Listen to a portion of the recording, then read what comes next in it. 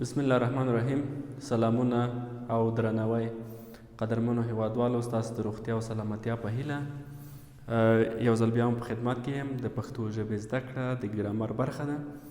دوستانو، په پښتو ژبه کې د ګرامر بحث ډیر مهم دی او په دې برخه کې غواړم چې د ګرامر هغه موضوعات تاسو ته وړاندې کړم چې په ورځني لیک او لوست کې ډیری موږ تاسو د هغې سره مخامخ کیږو. که چیرته موږ هغه په خپل لیکلو او لوستلو کې مراعات نه کړو، ممکن چې زموږ هغه لیکنه او لوستنه خپل مفهوم له لاسه ورکړي او یا هم مطلب ورڅخه وانخیستل شي. که څه هم هره ژبه ځان ته ګرامري اصول او قواعد لري، نو د پښتو ژبې د ګرامر بحث هم ډیره ستره او غټه موضوع ده، خو په عمومي ډول تر ډیره حده پورې موضوعګانې موږ تاسو ته ډېرې ساده کړي دي او په ډېر ساده ډول یې تاسو ته وړاندې کوو. هیله ده چې ډېر څه ورڅخه ترلاسه کړئ. نو موږ وایو چې ګرامر د یوې ژبې د علمي جوړښت د تشریح څخه عبارت ده، یا ګرامر د هغو اصولو او قواعدو مجموعه ده چې د لیکنې د صحیح لیکنې او لوستنې لپاره باید دا په پام کې ونیول شي او مراعات کړی شي. که چیرته موږ دا مراعات نه کړو، ممکن چې په لیکنه او لوستنه کې زموږ ډېرې ستونزې وي.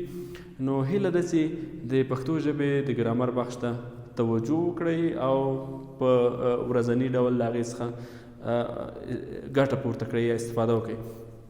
چې پیل موږ له کلمې څخه کوو.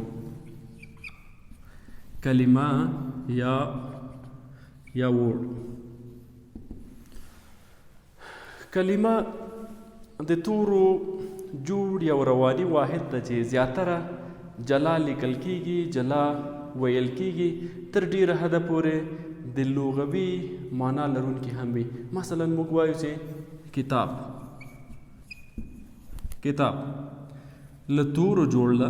تورې عبارت دی له کاف، ت، الف، ب څخه. له تورو جوړ یو رواني واحد ده چې جلا ولیکل شو، جلا وویل شو، تر ډیره حده پورې د لغوي مفهوم یا معنا درلودونکی هم دی. بل ورپسې جمله ده. جمله د څو کلمو څخه جوړ یو کلي واحد ده چې مفهوم ولري او مطلب ترې واخیستل شي. جمله یې بولو. نو د مثال په ډول احمد یو زده کوونکی دی. په پای کې هم ټاکئ ځکه زموږ جمله بشپړه شو. احمد یو زده کوونکی دی. په پښتو ژبه کې د جملې بحث ډیر غټ دی، خو په عمومي ډول جملې په دوه برخو ویشل شوي دي. یو ساده جملې، دویم مرکبې جملې.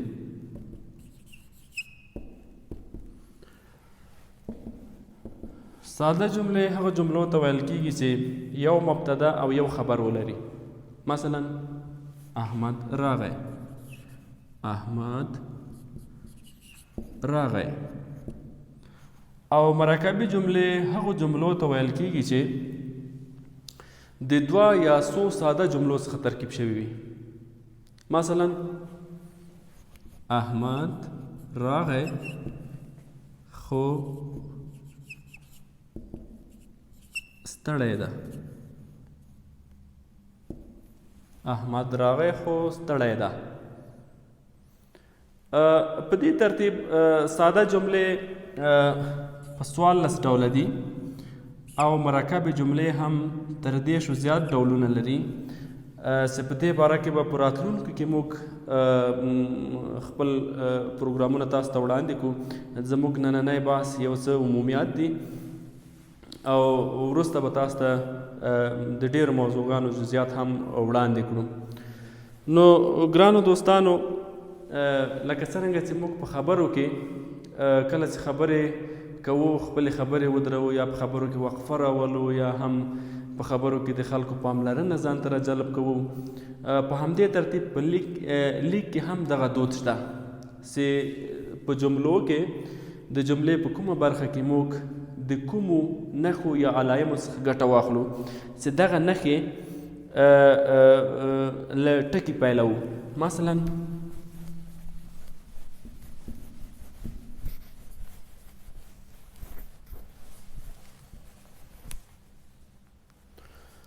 اول یې ټکی ده. ټکی یا نقطه. ټکی یا نقطه موږ د جملې په هغه برخه کې کاروو کله چې زموږ یوه جمله بشپړه شي یا تکمیل شي. مثلا وایو چې احمد یو زده کوونکی دی. په پای کې هم ټکی. احمد یو زده کوونکی دی. جمله مو بشپړه شوه، په پای کې ورته ټکی کړو. دویم کاما یا تړونی چې شکل یې تقریبا چپه پیښ ته ورته ده. دا کاما په هغه ځایونو کې موږ کاروو کله چې په جمله کې وقفه رامنځته کیږي او د وقفې په رامنځته کېدو سره موږ په جمله کې له کامې څخه استفاده کوو. مثلا موږ وایو چې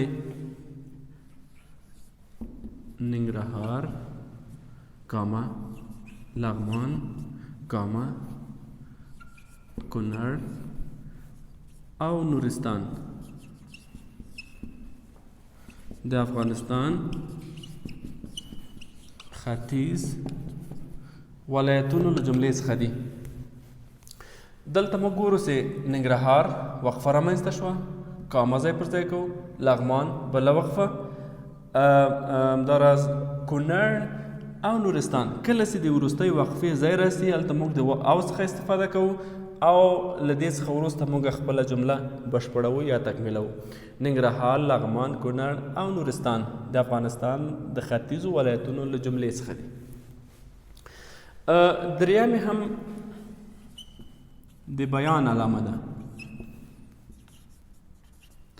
بیان علامه یا شارحه هم ورته وایي چې دوه ټکي سر په سر. دا د بیان علامه ده. د بیان علامې څخه موږ هغه وخت استفاده کوو کله چې یو موضوع ولیکو، له موضوع څخه وروسته موږ د هغې موضوع شرح ورکوو یا تشریح ورکوو. مثلا لکه زموږ د نننی بحث د پښتو ژبې ګرامر، د پښتو ژبې ګرامر دا زموږ موضوع شوه. دلته باید موږ د بیان علامه یا د شارحې علامه ولیکو، له دې څخه وروسته خپلې لیکنې ته دوام ورکوو او دغه موضوع موږ تشریح کوو. په دې پسې څلورمه هم پوښتننښه یا سوالیه ده.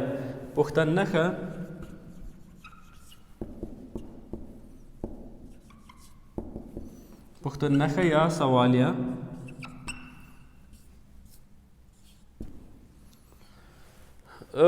د دې نښې څخه موږ هغه وخت استفاده کوو کله چې موږ یوه جمله د پوښتنې په شکل مطرح کوو. مثلا په پښتو ژبه کې څو ډوله یاګانې دي. په پای کې هم پوښتننښه یا سوالیه. او پنځمه یې هم بلندنښه یا ندایه ده. پنځمه یې بلندنښه یا ندایه. شکل هم په دغه شکل ده. له دې علامې څخه موږ هغه وخت استفاده کوو کله چې غواړو د یو موضوع په باره کې یا د یوې جملې په باره کې د خلکو پاملرنه یا د خلکو توجه دې ته را جلب کړو او دا مثلا د جالبیت یا د خلکو د توجه یا د پاملرنې په موخه له دې نښې څخه ګټه اخیستل کېږي. که چیرته موږ مثلا ولیکو چې نوید یو میړنی انسان دی، نو دلته به موږ د بله نښې څخه استفاده کوو. او که چیرته غواړو چې د خلکو توجه لا زیاتوي نو موږ کولی شو چې د دوه یا له دوو څخه زیاتو ندایو یا بله نښو څخه ګټه واخلو. په همدې ترتیب نورې نښې هم دي چې په لیک کې د هغو مراعاتول ډېر ضرور دي د ګرامر له لحاظه چې دا په ترتیب سره تاسو درنو هیوادوالو ته وړاندې کیږي چې د دې زده کړه په لیک لوست کې ډېر اړینه یا ډېره ضروري ده چې هغه له جملې پښتن نښې سره غږ نښه، یعنې یو پښتن نښه دی او بله هم بله نښه ده چې دغه دواړه یو ځای په کوم ځای کې موږ په لیک کې استفاده کوو. دش یا بیان نښه او اتمه شمېره کوچنی دش، نهمه شمېره دوه غبرګ دشونه او لسمه شمېره لوری خود، یولسمه شمېره سلش یا بار او دولسمه شمېره لیندۍ یا قوس، دیارلسمه شمېره غبرګ لیندۍ او یا غبرګ قوسونه چې دي دا په کوم ځای کې راځي، ولاړ یا مربع قوس، درې ستوري، همداراز د آټ علامه، د حذف نښه، انډرلاین یا د کلمو لاندې خط. دا هغه موضوعګانې دي چې وروسته به تاسو ته وړاندې شي او په لیک کې باید دا مراعات کړی شي. نو د ګرامر له لحاظه په لیک کې د دغو نښو ځای پر ځای کول یا خوندي کول ډېر اړین دي او په مسلکي ډول د دې زده کړه تاسو سره کولی شي چې په لیک کې ډېر سهولتونه یا اسانتیاوې تاسو ته رامنځته شي. ګران دوستانو، له موږ سره اوسئ تر څو د پښتو ژبې سربیره په نورو موضوعاتو په ساینسي او تاریخي مسایلو هم کار روان دی. ډېر ژر به تاسو ته د دې چینل له لارې وړاندې شي. چینل سبسکرایب کړئ او موږ ته خپل نظرونه هم راولېږئ. تر بیا ښې چارې.